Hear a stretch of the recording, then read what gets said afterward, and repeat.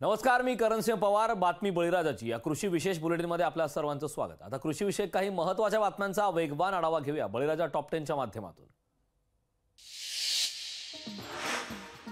पपईला भाव मिळत नसल्याने खर्चही निघत नसल्याने शेतकरी हताश झाले. पैठण तालुक्यातील थेरगावमधील शेतकऱ्याने पपई पिकावर रोटावेटर फिरवलाय. विष्णू शेषनारायण ताकपीर असं या शेतकऱ्याचं नाव आहे. उत्पन्न वाढीसाठी त्यांनी कीटकनाशके खते दिली, मात्र पाणी टंचाईसह घसरत्या दरांमुळे पपईचा खर्चही निघत नाही, त्यामुळे पिकावर रोटावेटर फिरवलाय.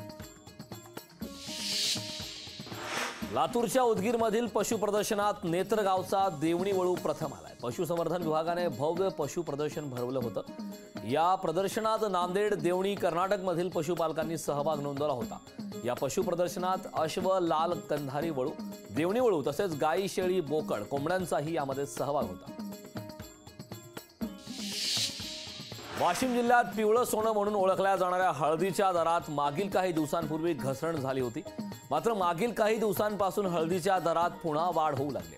रिसोड बाजार समितीत कांडी हळदीला कमाल 12,500 रुपये तर गटूट हळदीला कमाल 11,100 रुपये प्रति क्विंटल पर्यंतचा भाव मिळाला. हिंगोलीच्या जिल्हाधिकारी कार्यालयासमोर पीक विम्याच्या मागणीसाठी ठाकरे गटाकडून बेमुदत आमरण उपोषण सुरू करण्यात आले. शेतकऱ्यांच्या पिकाचं मोठं नुकसान झालंय, मात्र कृषी विभाग आणि पीक विमा कंपनीच्या वादामुळे जिल्ह्यातील शेतकऱ्यांना पीक विमा हा मिळाला नाही. पीक विमा मिळेपर्यंत उपोषण मागे घेणार नसल्याचा इशारा यावेळी देण्यात आला. राज्यातील शेतकरी 15 देशात शेतीविषयक अभ्यास दौऱ्यावर जाणार आहेत. राज्यातील शेतकऱ्यांच्या उत्पादित होणाऱ्या शेतीमालाचा दर्जात्मक सुधारणा करण्यासाठी नवीन तंत्रज्ञानाचा वापर शेतकऱ्यांनी करणं अत्यंत गरजेचं आहे. यासाठी देशाबाहेर अभ्यास दौऱ्याचं आयोजन करण्यात आलंय. इच्छुक शेतकऱ्यांनी कृषी विभागाच्या संकेतस्थळावर अर्ज करण्यास सांगितलं. एपीएमसी मार्केटमध्ये नवीन तांदळाची आवक सुरू झाल्यानं दरात वाढ झाली. 10 ते 15 रुपयांनी नवीन तांदळाचे दर जास्त आहेत. मात्र जुन्या तांदळाच्या किमती कमी असल्यानं ग्राहक नवीन तांदळापेक्षा जुन्या तांदळाला पसंती देत आहेत. सध्या नवीन तांदळाचे दर हे चढेच राहतील असं व्यापारी सांगतात. टोमॅटोला सुगीचे दिवस आलेत. संगमनेर तालुक्यातील कोठे बुद्रुक गावच्या रमेश वाकळे या शेतकऱ्याला टोमॅटो आता लखपती करणार आहे. अहमदनगरच्या संगमनेरमध्ये रमेश वाकळे यांनी अवघ्या 60 गुंठ्यांमध्ये सिजंटा कंपनीच्या 6व्या वाणाची लागवड केली. टोमॅटोच्या जाळीची किंमत आता 600 ते 700 रुपयाने जाऊ लागली. यामुळे उत्पादक शेतकऱ्यांच्या चेहऱ्यावर काहीसं हसू पाहायला मिळतं. कोल्हापूर जिल्हा सहकारी दूध उत्पादक संघाकडून नवीन गुणप्रतीच्या टोण दुधाचा विक्री आणि वितरण शुभारंभ संपन्न झालाय. गोकुळ शक्ती या नावाने तयार करण्यात आलेल्या दुधाची विक्री आणि वितरण शुभारंभाचा कार्यक्रम कोल्हापूरचे पालकमंत्री हसन मुश्रीफ यांच्या हस्ते आणि आमदार सतेज पाटील यांच्या अध्यक्षतेखाली नवी मुंबईत संपन्न झाला. आता कृषीविषयक काही महत्त्वाच्या बातम्या पाहूयात विस्ताराने. काजूवरील आयात शुल्क कमी केल्यानं 4 वर्षापूर्वी प्रति किलो 200 रुपये असणाऱ्या काजू बियांचा दर हा 100 ते 80 रुपयांवर आलाय. त्यामुळे कोकणातील काजू उत्पादक हा अडचणीत आलाय. त्यामुळे शासनाने काजू उत्पादकांना आर्थिक संकटातून सावरण्यासाठी 200 रुपये हमी भाव द्यावा, अन्यथा 26 फेब्रुवारीला आंदोलन करणार असा इशारा काजू बागायतदारांनी शासनाला दिलाय. या संदर्भात काजू उत्पादकांसोबत संवाद साधलाय आमच्या प्रतिनिधींनी. पाहूया. कोकणातील विशेष करून सिंधुदुर्गातील काजू बागायतदार हवालदिल झालाय. याचं मुख्य कारण म्हणजे अवकाळी पाऊस आणि धुकं यामुळे काजूचं पीक कमी झालंय. तसेच हमीभावासंदर्भात येथील बागायतदार काय म्हणतोय, कारण 200 रुपयापर्यंत हमीभाव मिळावा अशी त्यांची मागणी आहे. या संदर्भात इथल्या काजू बागायतदारांशी बोलतोय. काय सांगा, हमीभाव 200 रुपयापर्यंत पाहिजे? ठराविक जर आपण विचार केला तर निसर्गाचं हे अवकाळी धुकं पडणं किंवा अवकाळी पाऊस वगैरे ह्या सगळे प्रकारे आहेतच, पण कुठेतरी काजू बागायतदार हा शासनावरती सुद्धा अवलंबून आहे.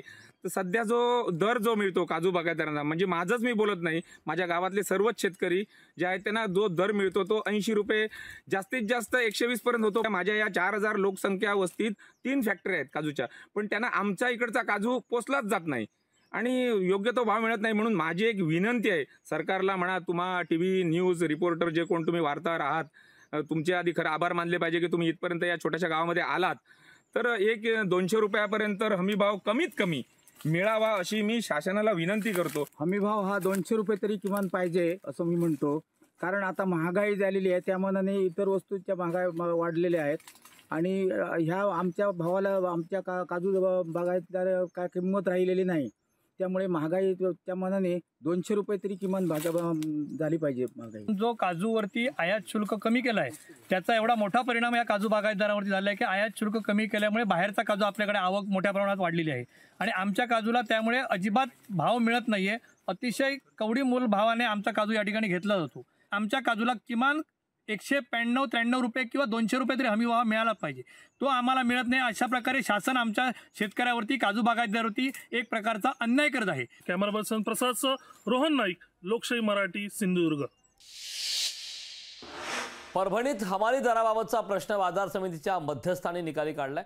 जिनिंग प्रेसिंग कापूस खरेदीदार व्यापारी असोसिएशन आणि परभणी मजदूर हमाल युनियन तसेच हमाल माथाडी युनियन यांच्यातील जिनिंग आवारातील हमाली दरवाढीबाबतचा प्रलंबित प्रश्न हा परभणी कृषी उत्पन्न बाजार समितीचे सभापती पंढरीनाथ घुले यांच्या मध्यस्थीने निकाली काढण्यात आलाय. पूर्वीच्या हमाली दरात 12.5% तर गठांवरीच्या दरात 6% वाढ केल्याने सर्वसामान्य हमालांना काहीसा दिलासा मिळाला. मागच्या 2 वर्षापूर्वी 12.5% वाढ करण्यात आली होती. यावर्षी देखील दरवाढीच्या बाबतीमध्ये हमाल बंधूंचं पत्र आलं होतं. त्या अनुषंगाने आम्ही व्यापाऱ्यांशी चर्चा केली आणि गतवर्षीप्रमाणे 12.5% वाढ दिली.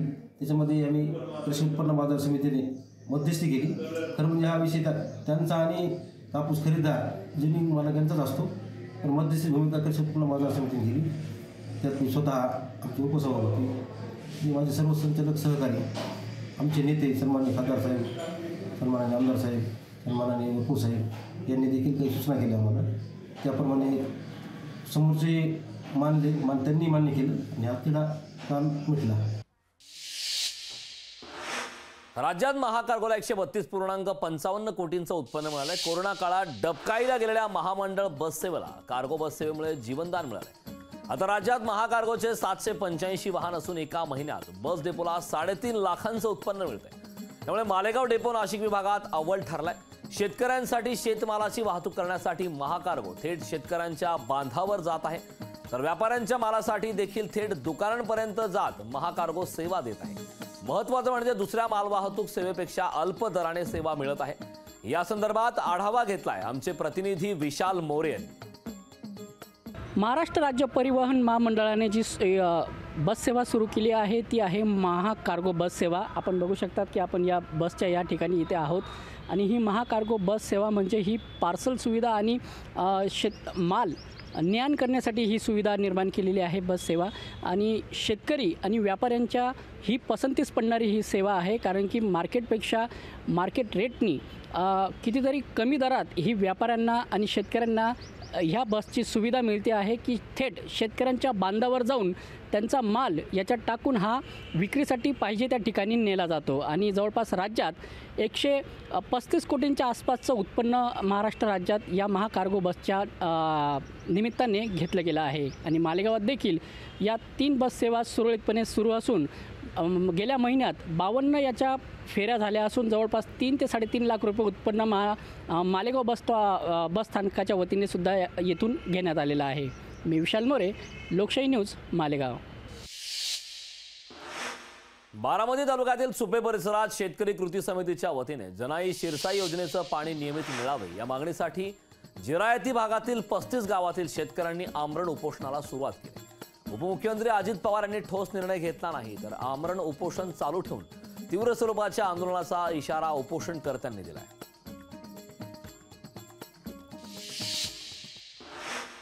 परभणी तालुक्यातील मांडवा येथील शेतकऱ्यांच्या शेतजमिनीचा मोजमाप होत नसल्यानं शेतकऱ्यांनी निषेध व्यक्त केलाय. मांडवा येथील संतप्त शेतकऱ्यांनी उपअधीक्षक भूमी अभिलेख कार्यालयाच्या अधिकाऱ्यांच्या खुर्चीला बेशर्माच्या झाडांच्या फुलांचा हार घालून निषेध केलाय. तात्काळ गट क्रमांक 126च्या जमिनीची मोजमाप करण्याची मागणी या दरम्यान त्यांनी केली. आम्ही आमच्या शेताची मोजमाप करण्याची फीस भरलेली होती आणि ती फीस भरल्याच्या नंतर डिसेंबर महिन्याची आपल्याला तारीख मिळाली होती.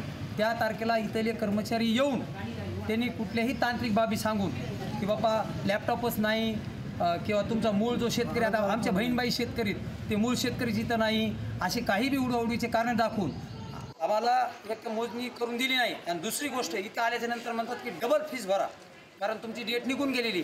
आता लॅपटॉप सोबत नाही आलं हे कारण हा शेतकऱ्याचं आहे का त्याच्या? आणि ही गोष्ट वारंवार या कार्यालयाला आम्ही कळून सुद्धा मुद्दामून इथं कोणीही आम्हाला प्रतिसाद देत नाही. त्यामुळं आज आम्ही अधीक्षक यांच्या खुर्चीला बेशरमाचा हार घालून निषेध केलेला आहे. लातूर जिल्ह्यात यावर्षी पर्जन्यमान कमी झाल्याने अनेक जलसाठ्यांमध्ये पाण्याचं प्रमाण कमी झालंय. दुष्काळ सदृश्य परिस्थिती लक्षात घेता प्रशासनाने अनेक प्रकल्पातील पाणी साठा आरक्षित केलाय. परिणामी शेतकऱ्यांना शेतीसाठी पाणी मिळत नसल्याने पीक वाळून जात आहे. लातूर जिल्ह्यातील शिरूर अनंतपाळ तालुक्यातील ऊस उत्पादक शेतकरीही आता मोठ्या अडचणीत सापडला.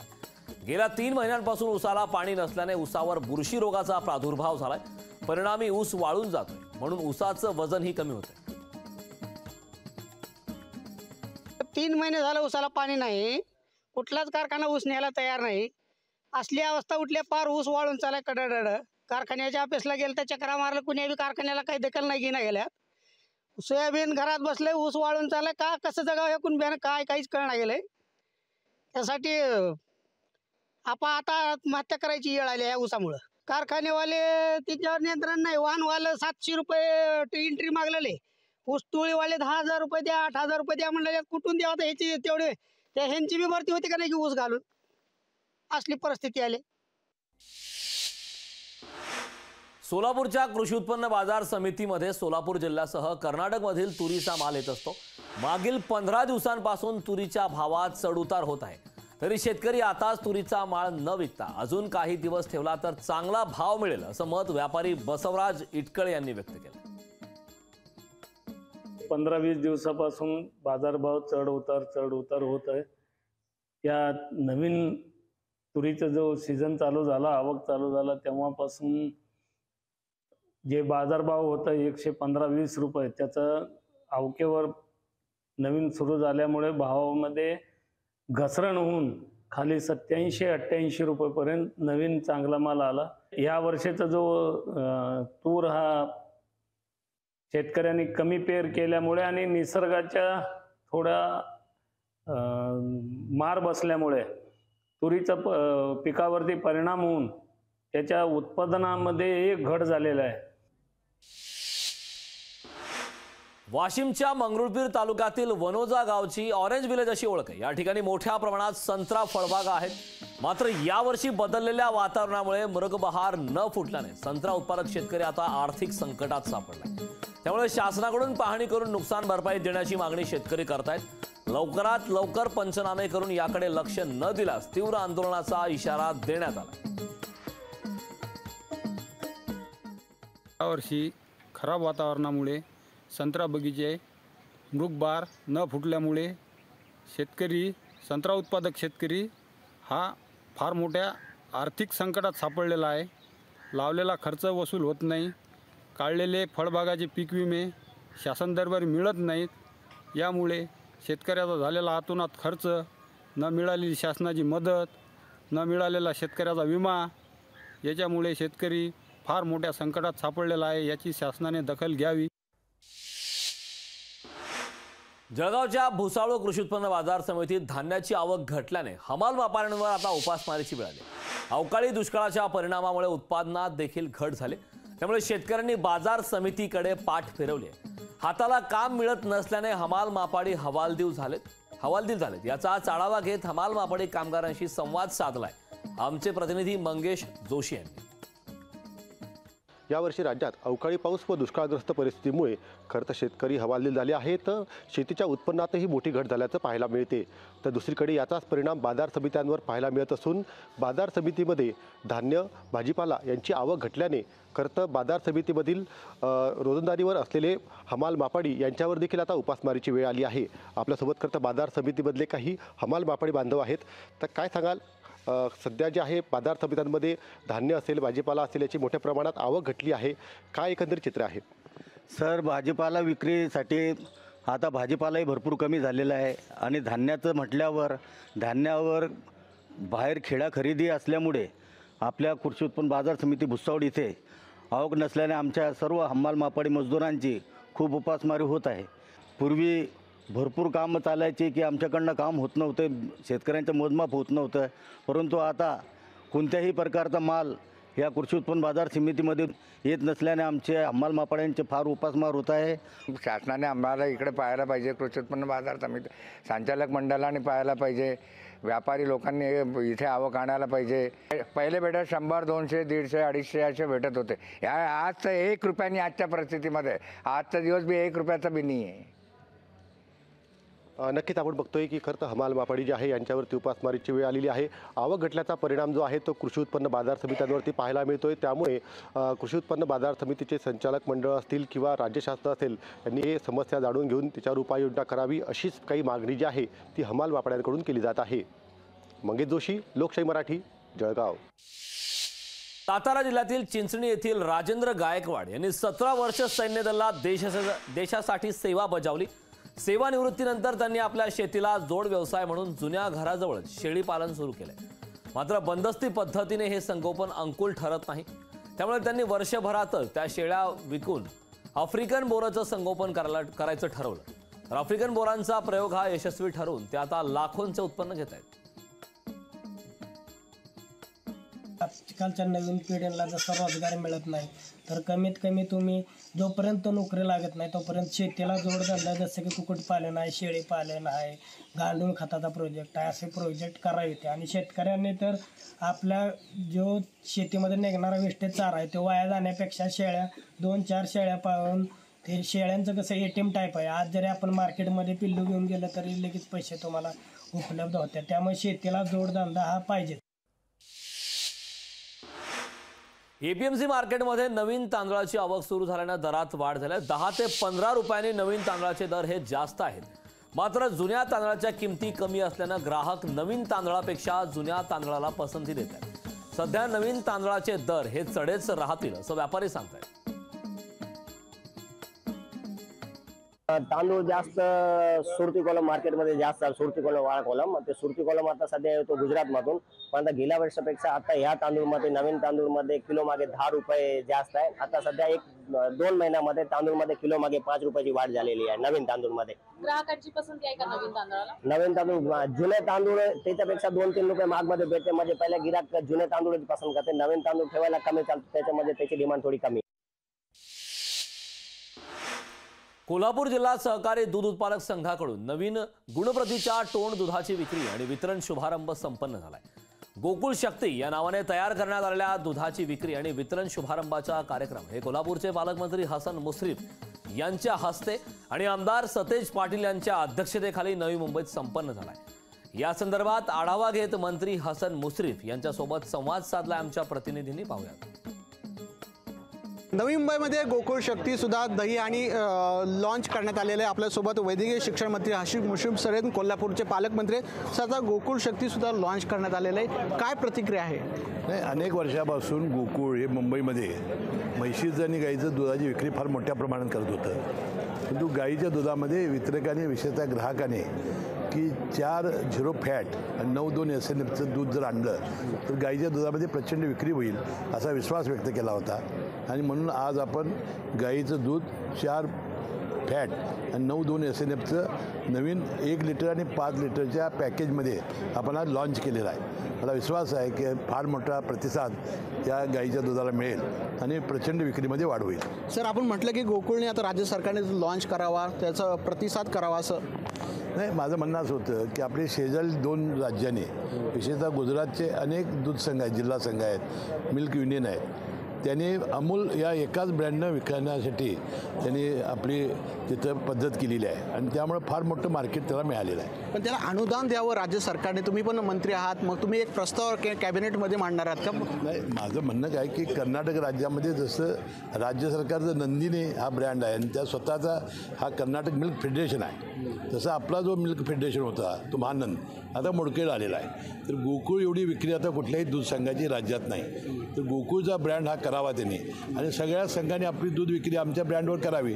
आणि जे अनुदान आता कर्नाटक सरकार देते तसं गाईच्या दुधाला 5 लिटर कायम ठेवावं. हे होते. आणि मुश्रीफ साहेब त्यांनी सुद्धा सांगितलं गोकुळच्या ब्रँडवर सर्वांनी आपण काम करणं गरजेचं आहे. कॅमेरामन ज्ञानेश्वर वाडेसह विकास मिरगणे, लोकशाही, नवी मुंबई.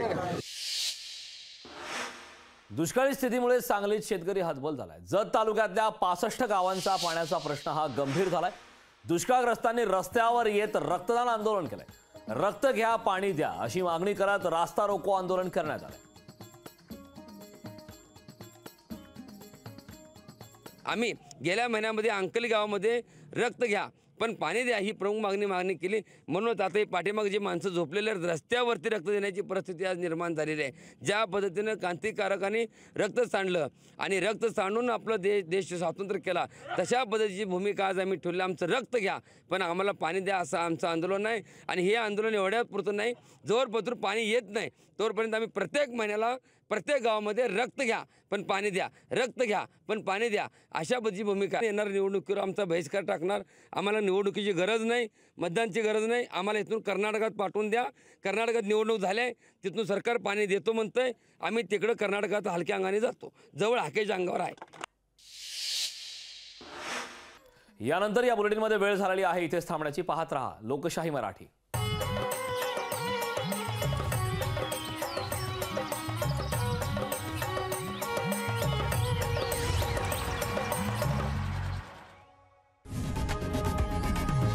लोकशाही मराठी ऐका, पहा, जागरूक रहा.